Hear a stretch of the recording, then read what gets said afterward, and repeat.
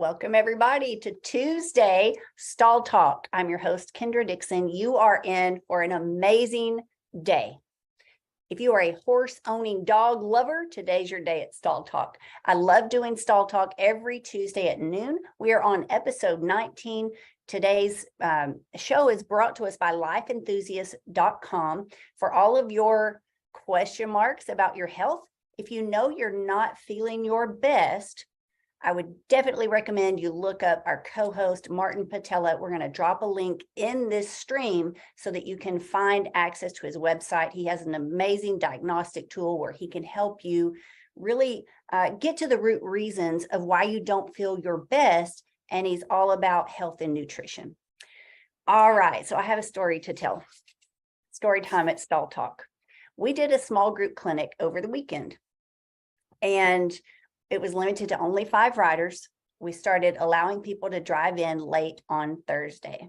And our guest speaker today, she was one of our riders in the small group clinic. It was a 2-day mastermind transformation. Jake Whitman was here. He's a performance farrier. He was putting new shoes on horses. Cheryl Sawyer was here. She's a WPRA barrel racer and an equine dentist. She was making sure that every horse had a level set of teeth with a bit seat and that they were comfortable in their face. And we did a tune-up on barrels. And our guest speaker today drives in. It was after dark. I walk out to meet her at her trailer, and it was our first time to meet in person. So I went to stick out my hand and say, "Hello, I'm Kendra." And Julie, you immediately grabbed me in a bear hug and you said, "I'm so excited to be here." And that made me feel so good. Julie Castaneda, I'm excited you're here. Well, I'm excited to be here. And I just know that was a divine connection. Like, I know. Yes. And it's cool. Like, I immediately, as I started to listen to you talk and share your story throughout the weekend, I was like, oh, wow, something's happening here. We have an opportunity to learn from an expert in your field and learn more about our own relationship with horses. And I just started reading your book, Dog Church. Oh. Well, I like it. It gets me in the feels. I'm not moved to tears or strong emotion very often, but in the first 3 pages, I'm like, oh my gosh, this is deep. Wow, good. I'm so glad. I didn't write a book. I wrote 52 short stories in 52 weeks. And I didn't write it for anybody else but my clients who demanded to have it in print. They were stories that I just put on Facebook as a Sunday post. So it always tickles me, just fills me with joy when someone who is not a dog day afternoon client reads the book and gets it. Like, it means something. And I just think God knew what he was doing, because it was not my intention at all. It's like, I mean, I could just imagine sitting there with you as the sun comes up and you talked about the birds. I know that sound here at my house, the bullfrogs, welcome back, guys. And your little dogs all ready to go. They're excited to go jump in the pond. And that's very easy for us to relate to. I personally think most horse owners are also dog owners. Do you find that to be true? I believe that is true. Yeah. Yeah. Not all dog owners are horse owners, but almost all horse owners are dog owners. I wonder why that is. Do you have any thoughts on that? I just think it's a different kind of connection, but it is, well, I mean, when we have horses, we tend to want to have a dog that works. So that's easy. But I do think that those of us who want a relationship with animals have dogs. And then there's just a different kind of relationship we get when we also have horses. So they go hand in hand. All right. So we're going to dig right in, Martin. It's going to be a great week. And I'm excited to hear what you have to connect it all together as we kind of get going here. So I titled this week's Stall Talk, "Does Your Dog Listen Better Than Your Horse?" It happens. I don't know why there seems to be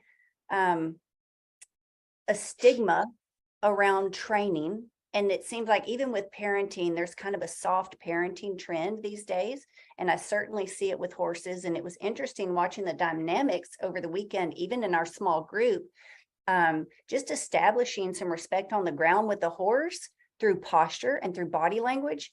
You could see that horse respond differently and become more attentive and start to be more, I hate to use the word obedient, but they were quicker to respond correctly. Is that the same with dogs? Do people seem to struggle with, am I being too assertive? Am I being too soft? How do you find that balance? In my field, what tends to happen today is the other end of the spectrum. So, for example, 30 years ago, when I really stepped into this field full time, not doing anything else, I just went with my jam. It was mostly punishment based. And it was, especially in the Midwest, it was very hard to get my dog owning clients to walk away from shock collars, choke chain collars, just any sort of training tool in general, and think more about relationship and building a balanced relationship with your dog, because we were wanting to bring them into the house, right? We weren't throwing them in the backyard like we were prior to 30 years ago. So now we want them in the house. We want them to be a family member. They're sleeping with us. They're eating with us. We're sharing all of our spaces. They're traveling with us. And yet we're not bringing ourselves into the relationship. And now we've gone to the other end of the spectrum where the dog hogs the bed. I hear more and more people come in. This morning, a lady came in about, she slept on the couch last night, so she didn't get a good night's sleep. And it's because she has 4 dogs and the dogs took the bed. And we say it like it's so normal and cute and almost funny. But when I hear that and I see the behavior of the dog, and I know she brings her dogs so that we can create better behavior, I want to say, this is the problem. This is the problem. We are putting human feelings onto animals and creating problems. And then we want the dog's problem to be fixed when it's really a human problem that I'm having to track down. And as we all know, as trainers, we can't always get the owner to see that part of it. Yeah, I'd like to butt in with this. Both dogs and horses have a fairly hierarchical society. Like if you look at wolves or wild horses or Mustangs, there's always the breeding couple, or in horses, it's going to be the lead stallion, and he'll be breeding many. And it's very hierarchical. So when you describe this bed situation, who's the alpha in that group? Oh, it's certainly the dog. Exactly the point, right? Like you need to establish who the alpha is in the household.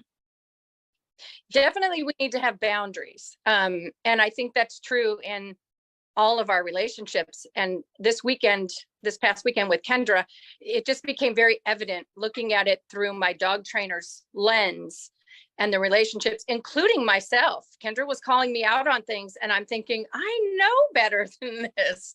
And just watching some of the other riders to say, I have great boundaries with my dogs, no problem at all.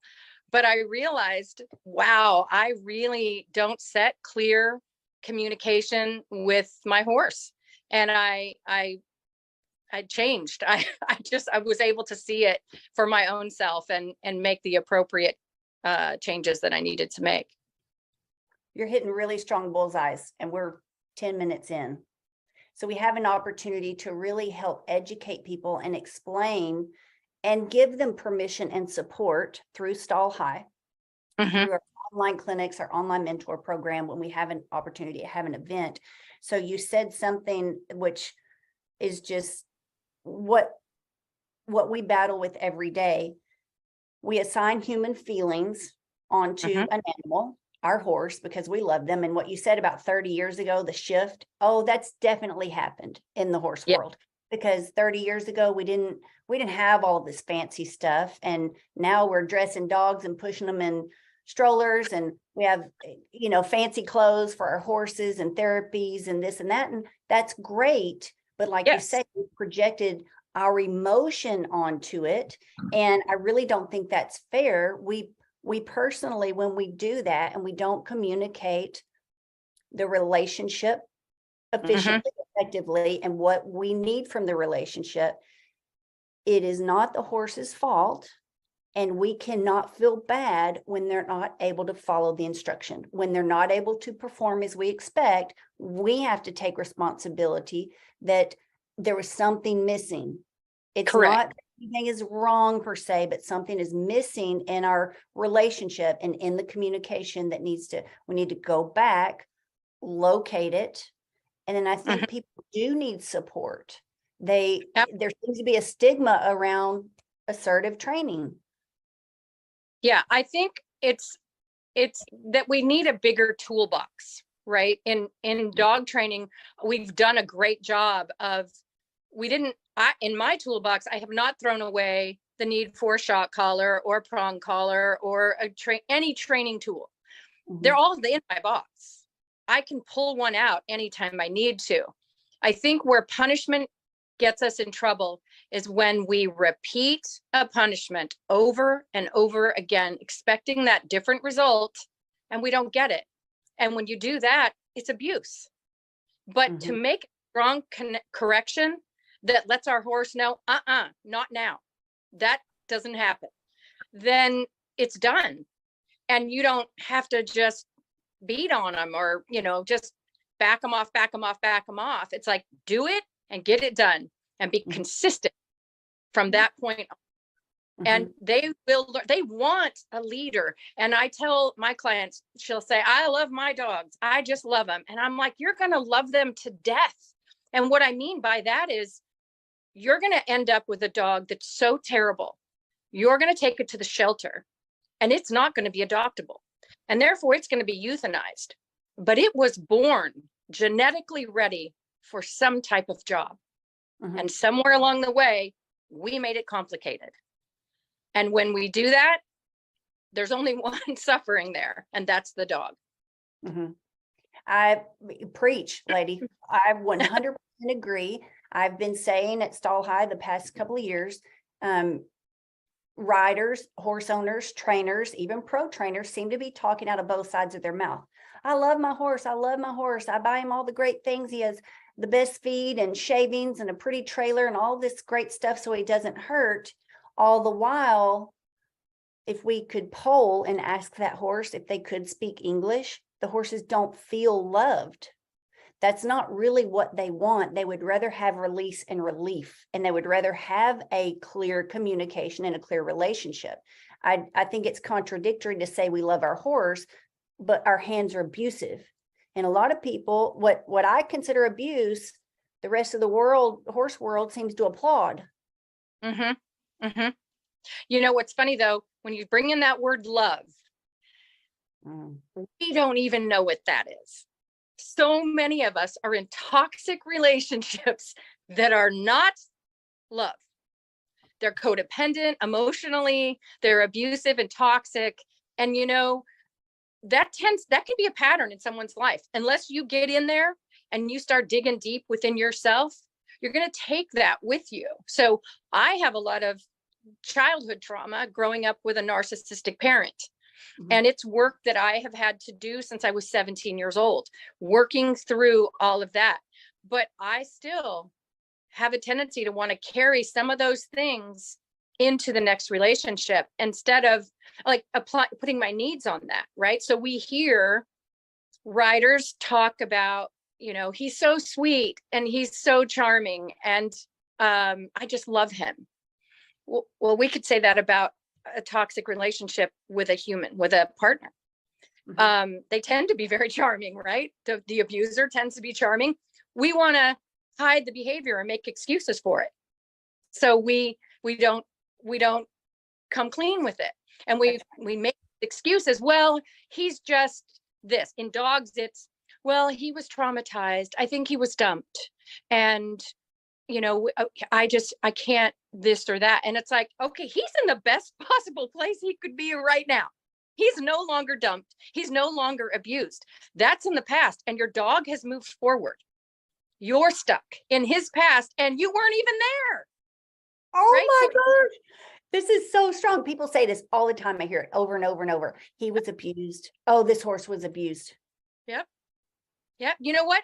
You're holding there with that mentality, with not being able to lay down your boundaries. You are holding that horse in a place he doesn't want to be. He wants to move on with you. He wants to feel your benevolent leadership. You setting those boundaries, saying, this is where we live. This is the framework for where we live. And everything in this framework, you are safe.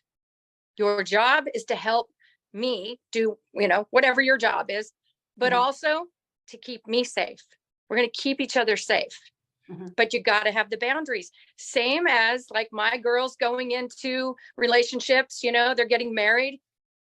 I don't say, does he make you happy? I say, does he allow you to be happy? Because it's two different things. I don't want my girls looking for somebody who makes them happy. I want my children to be happy and be in a relationship with someone who's allowing them to be happy, to express that.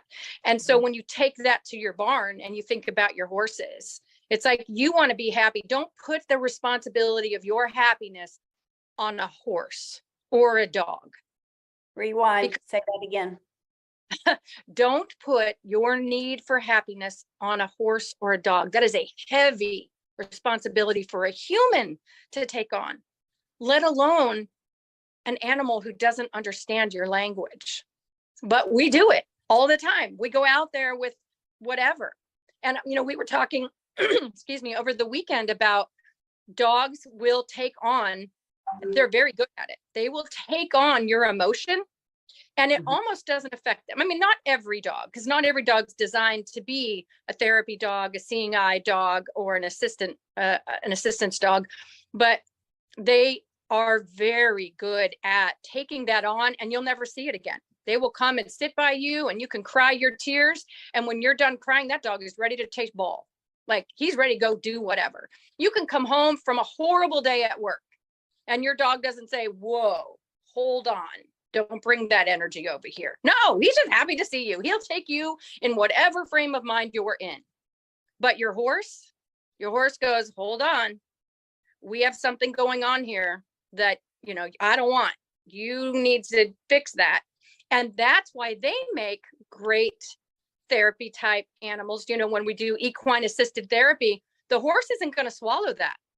He is going to have body language that tells the therapist or tells the handler who will tell the therapist exactly what is happening in that relationship. He's not going to hide it. Now, if you get them really, really shut down, they stop talking because there's nobody's listening. But that's what really makes them great, is that they're going to mirror right back to you what you're bringing to the table. Wow. I think we could do a whole series on that. Has your horse shut down? Does your horse disassociate? Oh, right. And then because they're not talking because no one's listened to them. And I see an epidemic. It's very sad. I physically get sick at my stomach to go to any horse event and see horsemanship applauded. And it's being handed down from generation to generation to generation. And it's just because we don't have the education yet, but Stall High, we're on a mission to educate and to change things. And write this down. Yes, ma'am. The silent screaming of body language. There you go. That's what I see, because that's the way I'm trained, right? And I'm learning more and more as I study the silent screaming of equine body language. Dogs, it's a second language to me, and I want it to be a second language in the equine world as well. But it is, I go to events and I watch, and nobody is listening to the horse. I go to my horse's stall and I ask them to come forward. Would you want to work today? Now, sometimes there's no choice. Like at this weekend, he was tired and he could have just as well stayed at the back of the stall. And it's like, but I'm so sorry. We got to go do this. Mama paid a lot of money for this. We're going to go. And so he has to do it, and he did it, and he was great about it. But I do ask, because when the answer is, I don't think so, my approach will be different. But I will still have my clear boundaries, right? I just am going to understand that he's coming from a place of tired. He's going to be a little woke up. Then we went out to the refinement pen, and he woke up real quick. And suddenly he was ready to do his job. But we don't typically do that. We will be on our phones with our headsets on. We go in, we halter, we lead them out, and we never asked a question. And the ears were working, and the facial expressions, the tightness of the muzzle, the way they hold and carry their bodies. That's the communication. Yeah, you're going to miss it. We did have we had a lot of in-depth, that's what it was about, a 2-day transformation clinic, a mastermind. We got into some deep conversation, even at dinner the other night at Ernesto's. And that was our that's after day 1 of the clinic. And I heard you say something about, that's trauma bonding. And I was like, whoa, we don't use that word in the horse industry enough. I think that's gonna alarm people, and they might be taken aback, but that is what's happening. What do you mean by that? You've kind of already like segued into it, but how are people trauma bonding with a horse or an animal? And like you said, that's not fair. The thing about trauma bonding for real, like in the industry as a term. So that was, I think it was a counselor, Patrick Carnes, came up with that term. And it truly is more about an abuser and the abused. And it's really about that kind of relationship. And then there's stress bonding, which I typically will use in the animal world, stress bonding. And that comes from the rabbit industry, where if you had rabbits that weren't getting along, you'd put them in a crate, spin them around for a while on a slick floor, and they come out stressed out, but comforting each other. And sometimes that works for a long time, and sometimes it doesn't. We don't really have a scientific term yet for what's happening with humans and animals, outside of saying that it's an inappropriate attachment. It's some type of attachment disorder that we have created. But a lot of times it comes out of trauma. Again, those of us who come from trauma, whether it was childhood trauma or trauma from relationships as we got older, maybe an abusive relationship, we do carry that with us into the next relationship. And that doesn't matter whether that relationship is with your horse or your dog. And if you're not honoring a boundary or setting boundaries, holding your own boundaries, you're just creating a new toxic relationship. And I find it interesting. My husband and I were talking about this last night. Cats. You rarely have a toxic relationship with a cat because they are so clear about their boundaries. They may come up to you and rub on you, and they'll want to be petted, and you can pet them. But then when you go up to them and you pet them without invitation, they might just smack you or bite you. They're very good about it, and we seem to be okay with it. But if our dogs did that, if our horses did that, we would not be okay with that. So it's an interesting dynamic. But I feel like when we don't know what we want, we have to know what we want before we can ask from them to give it to us. And we better be darn sure it's not something we could be providing our own selves. Happiness, self-love, awareness. Like, we can't ask the horse to carry the whole basket, all the goods, and then be mad at them when they do it. If we say, okay, you're the boss, you take care of me. Or how about this one?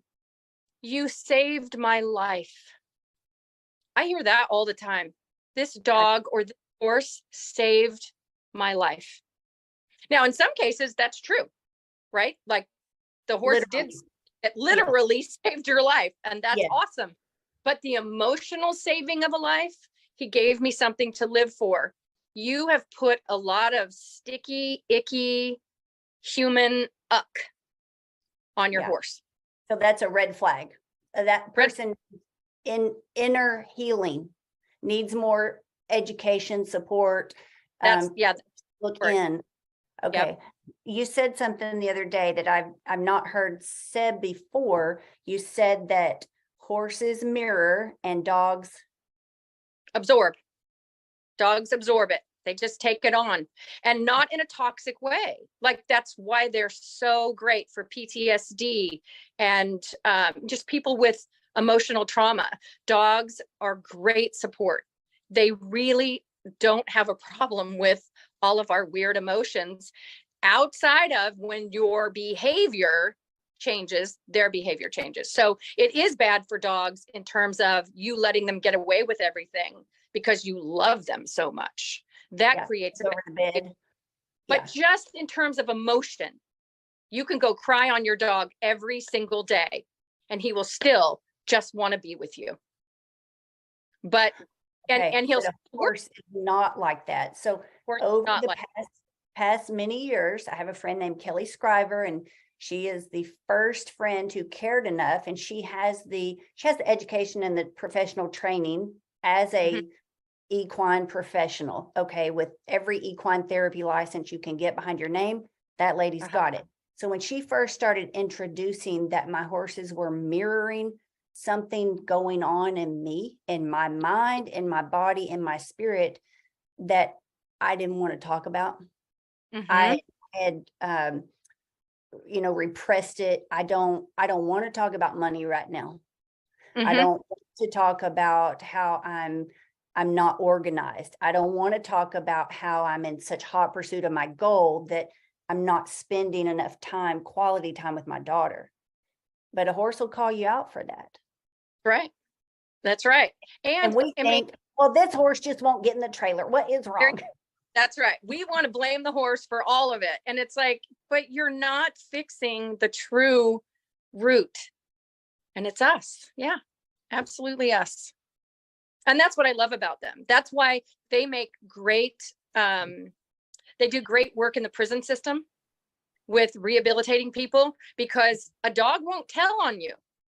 A dog will just curl up next to you and say, yeah, this is such a bummer. You want to go play ball? But a horse says, we have work to do, because I'm not just coming up to you ready to work. You got to earn this. And people have to then reflect inward and say, what's going on? And what is my part in this equation? And fix it. And you change the human, you change the horse. Unless you've just had so many rehearsed behaviors over and over again. And we've all seen that. The horses that are just going to take so much work to rehabilitate, they may never get back to having a job. They've just so far gone. So that's our discussion tomorrow night with James Davison, because he's our equine behavior specialist at Stall High. He coaches every Wednesday in the mentor program. And I can't wait to share this stall talk with him, because he talks a lot about emotion, that rider has too much emotion involved in this relationship, false expectations, not looking within, not being willing to look within. And it can be scary until you feel the relief of it.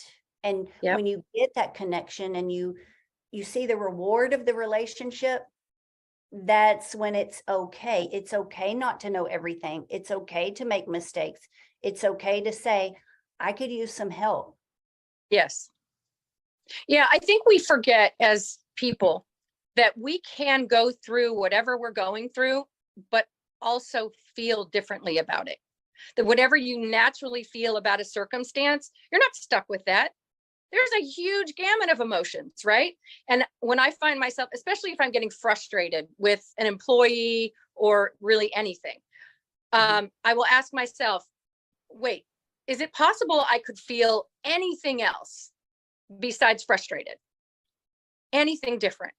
And I'll try to inch my way up to a better perspective.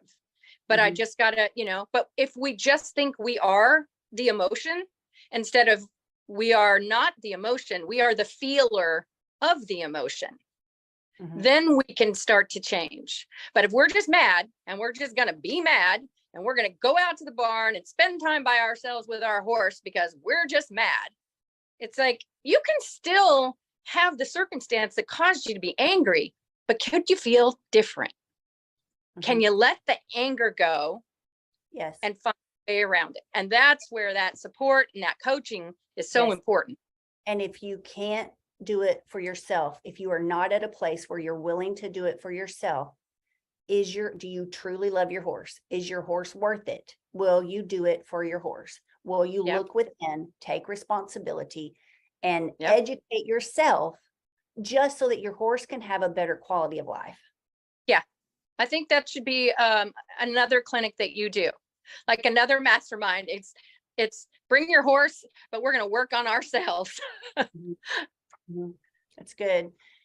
Kevin said something about don't mask the symptoms, and you were saying something about the whole industry not looking, the silent screaming of body language. Well, we're just buying more duct tape.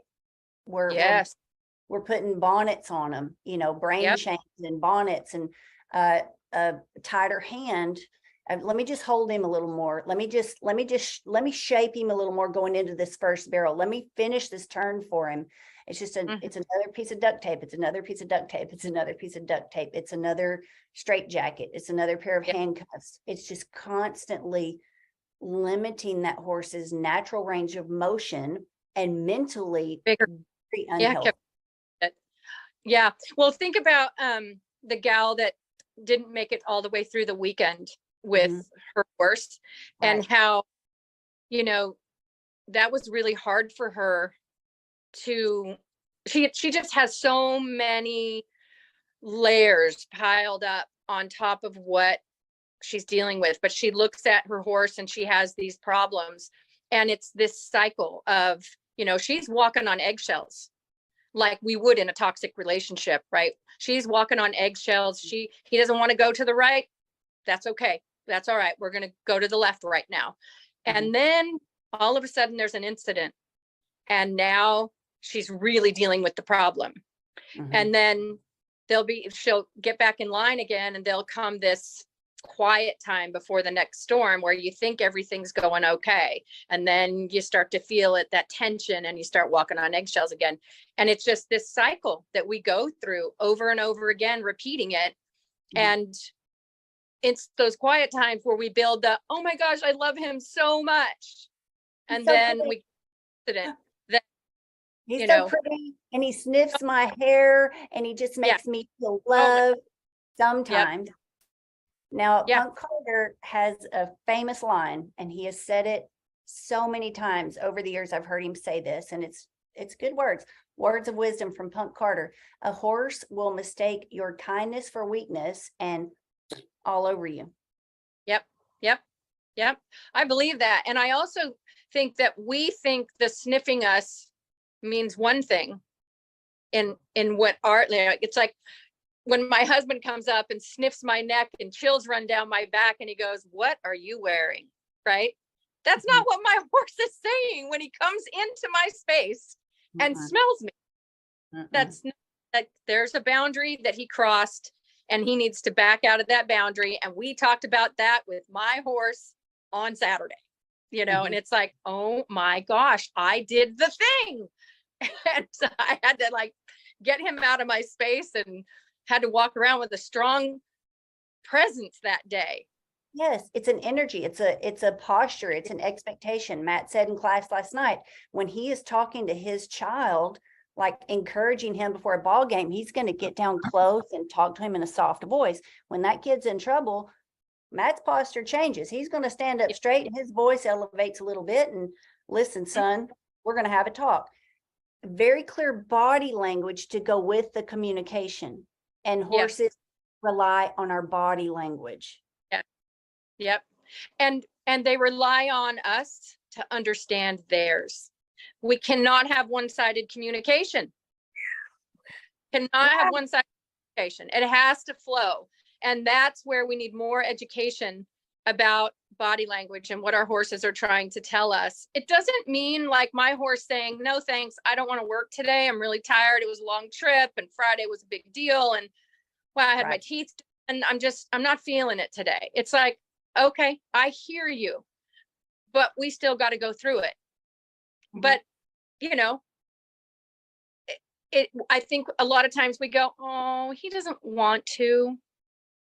And so we let it go, and we just told our horse that we understand the body language, and this is the behavior from me you can expect when you give me that body language. They train us. Yeah. They end up training us instead of us training them. So Well, absolutely. it's both, because you trained me how to respond to you, and I have now trained a new behavior in you, and that's refusal. I trained you to refuse me. So it's not that that we're not training our horse, we're just training the wrong thing. We're always training, not just when we want to. We're always teaching something. The horse is always learning. Okay. All right. Let me hand it Imagine, to Martin for a second. Martin, yeah, this is imagine if you pushed all of this energy into a relationship with another human, your partner. Yes. Yeah. Imagine how the marriage would be if you paid attention to subtle facial expressions and body language. Yeah. Or the words or whatever, right? Yeah. Or your children, never mind. Either way, right? Like you're training your spouse, you're training your children. With your children, it's your responsibility to actually raise them. And if you raise them to refusal, then they'll give you refusal, right? Yeah. As an example. Yes. Right? You can totally train your children to disrespect the heck out of you all the way to. Yep. I agree. Yeah. Anyway, so the society as we live in right now has gone and swung, especially in the urban centers, way over into this wokeness, which just is going to probably cause the society to fall to crap. We're not there yet, right? Well, we're on the way, right? We all- are training the next generation to become so dysfunctional that they can't even behave through life. Right. So the rural society, especially horse people and people like you, Julie, are there to try and hold up the sort of thing to help the society to realize that if we go into this wrong, misplaced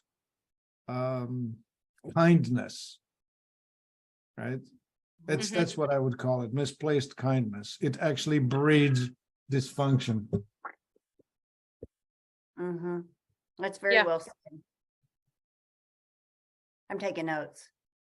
This is pretty. I also, it's really not just important. I feel like I have a sense of duty because of my relationship with dogs and the people who are on the other end of the leash. We talked about this, Kendra, that the animals that we deal with in their people, that's the conduit. The animals are the conduit. People are the mission, right? And we are in a perfect place in our fields to relate to these people. And what did I tell you? You cannot educate those you alienate. And so those people who come to me, I had a guy come with a big chain on his German Shepherd puppy, and I saw him get out of the car. And I said to one of my staff as he was walking towards the building for his dog's eval, I'd never met them before. I said, I don't like him right off the bat. I don't like the way he carries himself. I don't like the way he's got this big chain on a 4-month-old puppy. And my front desk person at the time said, remember, we can't educate those we alienate. And I had to swallow my own words, but it was true. I treated the man kindly, but firmly. I set my boundaries. I even told him so much as, I'm not sure you'll be happy here with me as your instructor. And he asked me why, which was a brilliant question. And I said, it's just, well, okay, if I can be honest, your choke chain collar is on backwards and too long. And someone instructed you that way, and you give me this feedback like you know it all already. And his wife was with them, and she said, no, he's just like that. He's just that way. We want to come here. This is where we want to come. And so we just had to go over the boundaries and what was to be expected. And they have been lovely clients. The dog's 3.5 years old now, and they have a wonderful dog. And they were ready to do the work. But when we tell ourselves, yeah, nope, I can't deal with people like that. We should really, it's our responsibility to find a way to deal with people like that, because they own a horse or they own a dog. And to save that relationship, to save that person, even really, they need to know how to. Wow. So good. Taylor saying, Kendra, LOL, flashback to Sunday. Yes, ma'am, it is. And it flashes me back also, just immediate. And it challenges me, Julie, to be a better communicator. The beautiful writer that came in and she chose not to come back. How am I responsible for how I communicated or my lack of communication? I should have asked more questions. That flashes me back immediately when I saw the horse unload from the trailer.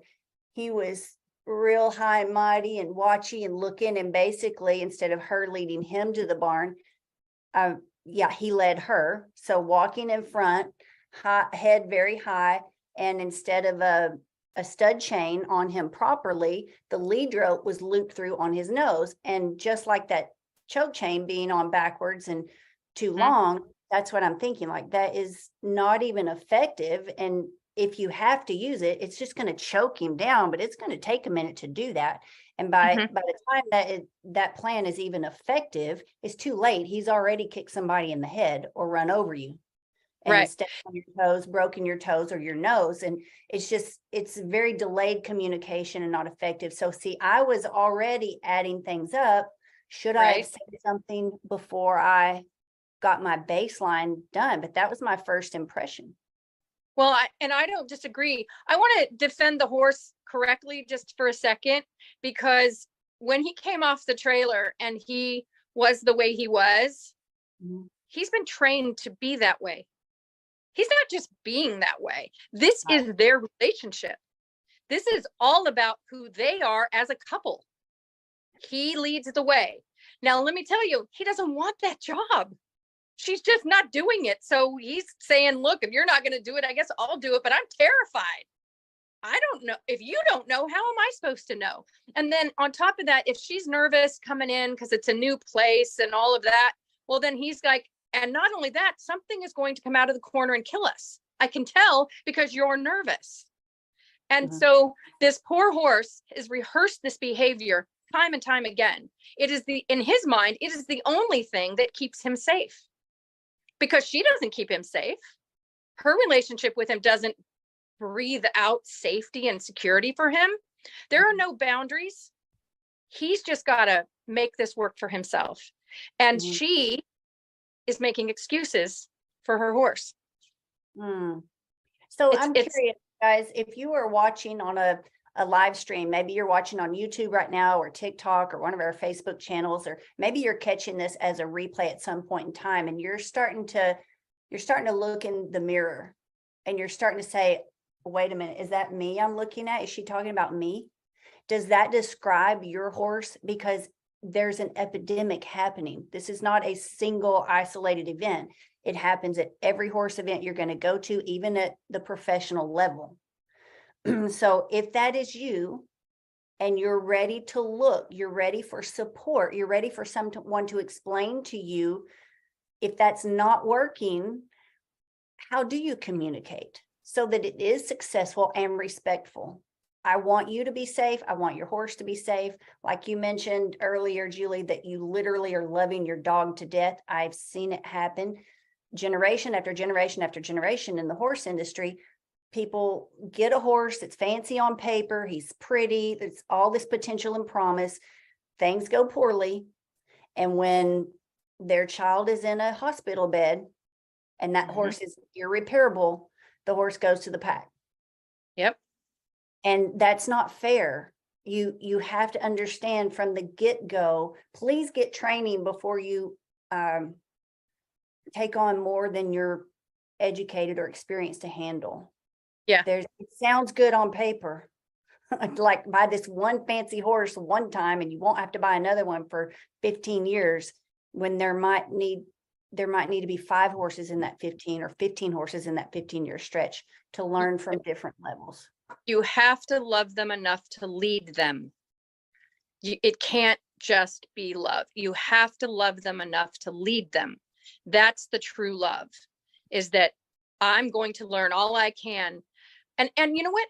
It's true in the human relationship. I am going to learn so much about myself and who I am that you don't have to fix me. And if you learn all you can about who you are, we can actually have a relationship. And that's really what I want to tell my dog. And it's really what I want to tell my horse. I don't need you to fix me. I'm going to fix myself. Here's what I do need you to do. And I'm going to teach my horse what I need him to do. And then that's the job I'm going to give him. And those are the behaviors I want him to rehearse, not the behaviors that get us both in trouble. Yeah. And put everybody else in danger around you. Correct. Yep. Ouch. Yep. Like, ouch. This hurts. Yeah, it does. But Could we it's bring really this into schools and parenting? Hmm. You know, how is it possible? How is it possible that people can have children without understanding what's going to happen next? I know. What an epidemic there we have, but that's a whole different podcast. Yeah, and we have now teachers who are not understanding this either. Right. Because they're not taught this. They are taught some other theories.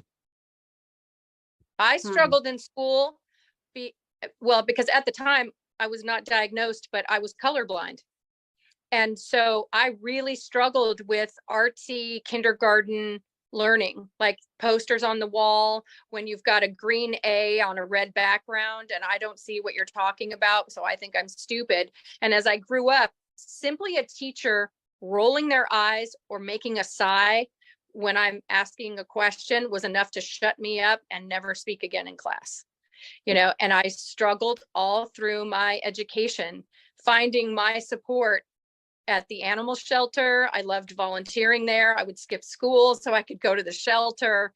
I'd skip school to go ride my horse. It was very difficult as a kid because teachers don't understand their own body language and how to manage their own frustrations, because that job's a hard job. Yes. For low pay. Yeah. Huge job, little pay. It's hard. They go because they have a heart for it. But we're only teaching teachers to teach, but we're not teaching them to read body language and really work on communication. And the classrooms are so big and all those things. It's hard. It's really hard. We are fortunate enough to be able to work with people and their animals on a much smaller scale and really make a difference, really hit home. There's not enough of us doing it yet, but. But that's why we have Stall High. Yeah, I feel like Stall High is about to just get that ball rolling. Yes. I would like to do a product plug. Go for it, Martin. What you got? We in fact have something in our store that was created by a chiropractor who understood psychotherapy. And he created a product. One is called M Water and the other one is called Core Water. And the M Water is loaded with joy and the Core Water is loaded with get your act together. And I need both of those. The M stood for mysterious, magical, and modifying. Anyway, it comes in a pint size, and you only use a teaspoon at a time, teaspoon a day. So you have 100 servings in it. And so the M Water is for people who just like to be out of their pain, emotional pain. It just raises the joy level in life. The Core Water is for people who realize that they really need to raise their game a lot. Explain to me again what's in it. Vibration, nothing. It's vibrational. The words that Julie just spoke transmitted to you the emotion that's behind her life of experience, right? And just transmitting that changed you already. Right? We are able to push this sort of information into water. Water is the nature's memory device. It remembers. Homeopathy documents this, and other ways we have documented that water does remember what it's been through. So you can actually program water, and when you drink even just a small amount of it, like you take a teaspoon, put it into a glass of water, and it resonates throughout, and you drink it, and it does its number. And Hey, anybody who thinks this is hokey, I'm telling you, I personally have read a couple of different studies on this, and it is amazing. It is not hokey. It is real science. yeah, it's a real thing. And we have this, and we do have that. A quick story. A friend and a business associate was in my house, and he was borrowing my stock room to do some video recordings. And halfway through it, he got thirsty, and he saw a bottle on the shelf. He cracked it open, and it was the core water, and he drank half of it, half of a pint, which would be, let's just say, 50 days worth.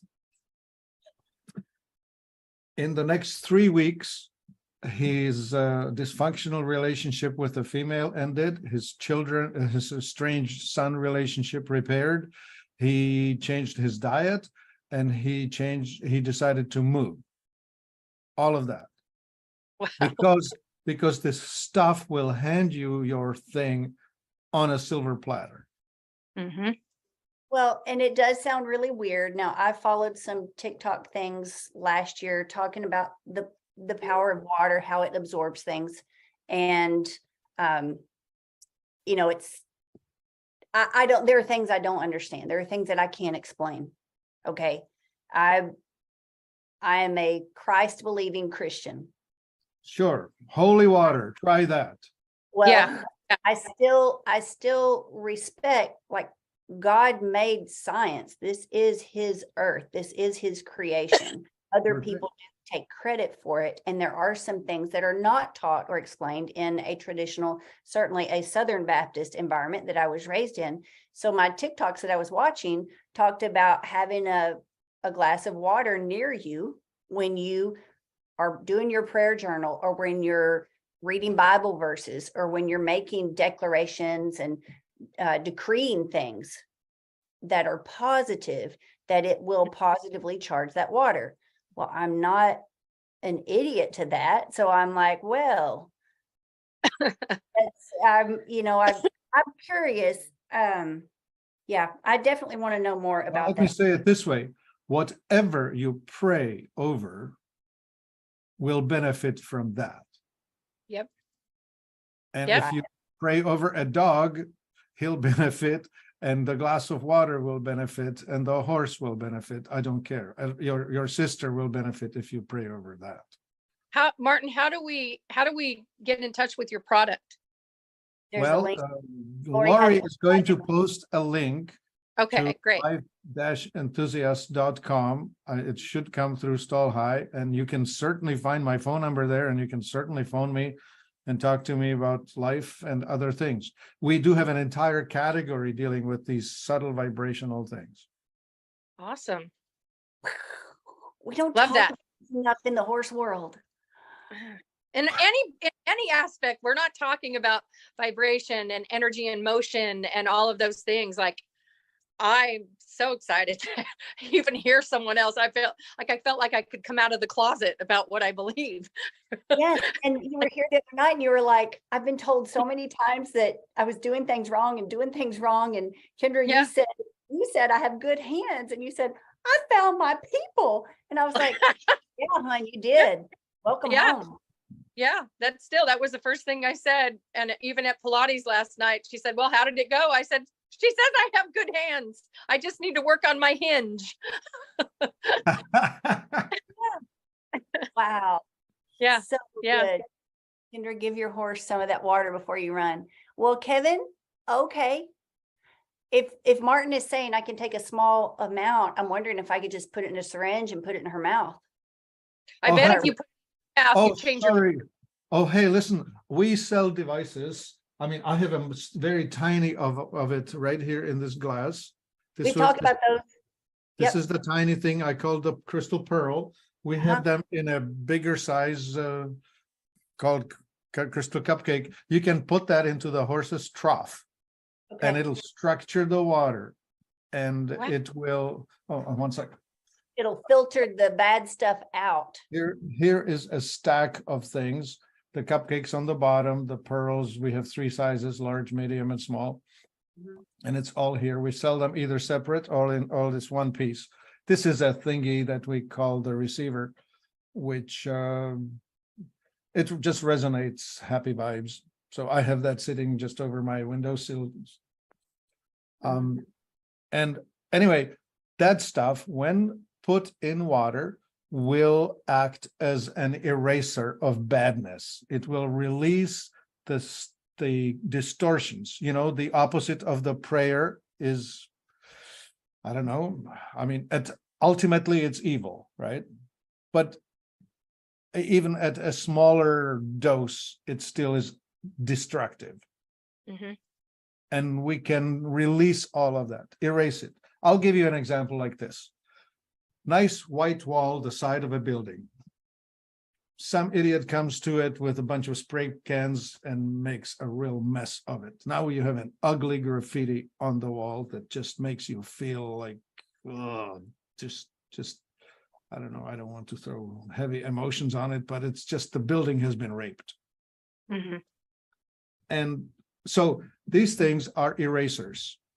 They will whitewash this thing or spray it off back to clean wall. The M water and the core water, they are more like putting a pretty picture, a wall mural on it. Mm-hmm. I like And it. you said Like- you were explaining those pearls that we can put in our water bottle, and Shelley's asking how long do they last? They never wear out. Is that right? Yeah, that's right. This is a ceramic. You would have to smash it with a hammer to destroy it. But it doesn't lose its erasing ability. So you No, were it's a- talking about our public water and how it's treated so chemically and how that's killing things that are good inside of us. So when we had that discussion the first time, it was more of a clinical discussion. Now you're making it real easy for us to understand, like, listen, it takes away the ugly stuff, it brings in the pretty stuff. Yeah. But yes, I haven't ordered mine yet. You're going to get my entire paycheck, Martin. I have so many things to order from your website, but I do. I'm very excited to be learning as I go and Discovery. learning how to remove the blocks, things that I feel like used to bottleneck me, used to hold me back. I would just be so frustrated. Like, why do I have this amazing dream and vision and I'm willing to work for it? Why is it not happening for me? And there was a lot of work to do. And Yeah, still, some of it is emotional injuries from childhood. I mean, Julie highlighted it, you know, you grow up with your stuff and those are your blocks. Each one of us has them. I had to deal with mommy issue, daddy issue, brother issue, teacher issue. I mean, I had it all too. yeah. My brother made a comment the other day. I put a post of me as a child sitting on my dad's horse, and I've got this big old ball cap on, and he's posted a picture of him wearing that ball cap. It was his. And he was like, yeah, nice cap. And I was like, I was probably only wearing it because my head was hemorrhaging. And I remember Dad had to put like a wad of shop towels on the back of my head, and he sucked down a trucker cap and put it on because he'd told my brother to saddle my horse for me. I was too little, and he was mad about it. So when he slung that saddle over real fast, I was on the opposite side, and this buckle, the cinch buckle, hit me right on top of the head. And you know, our heads bleed a lot. I still have a scar from that. Yeah, big brother issues, got him. I'm getting grief about it now. We have a good relationship now, but this has been incredible. Julie, we'd love to have you back. We'd love to continue the discovery, the discussion. I would love to just continue learning and connecting the dots. And for anyone who's interested, where can we find more copies of your book, Dog Church? You know, somebody told me the other day that Amazon was out, and then I think one of the participants at the clinic said she got on there and she was able to get one. So, I mean, really, if anybody wants to contact me directly, I can give Lori I think maybe she has the email that she could just put that there, and they could just email me and I'll sign a copy for them and send it out. Okay. Yes, I definitely need a copy for my Aunt Patty because she is a Yeah. dog person. Yeah, Yeah. we'll get one for Aunt Patty. Sign That it, really blessed. Patty. Yeah, Martin, Julie, Mhm. I would Yeah. like to interview you for Life Enthusiast podcast. Contact me. Okay, great. Excellent. Wow. Thank you. I'd be honored. Thank you, Martin, for supporting the show. Guys, if you want to find out more about Martin's expertise, things about your health that maybe you haven't been able to pinpoint yet, Look for the category that's in home, water and food devices. home, water, and food devices. Okay. Thank you so much. This was just fantastic. And Julie, thanks for becoming part of our community. So I'll see you tonight at 6 o'clock in the Mentor. I'll be there. I will be. Thanks, All right. everybody.